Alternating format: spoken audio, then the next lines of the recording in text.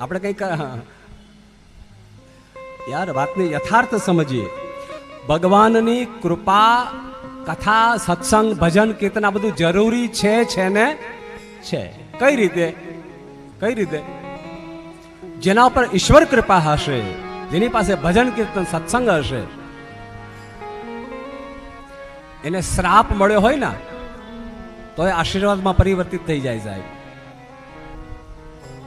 અને જેના ઉપર ભગવાનની કૃપા ના હોય ને, એને આશીર્વાદ મળ્યા હોય ને, એ શ્રાપ જેવા થઈ જાય. આટલો ફેર છે એક સત્સંગી પુરુષમાં, એક સજ્જન માણસોની અંદર અને દુર્જન માણસોમાં આટલો ફેર છે. શું ફેર છે?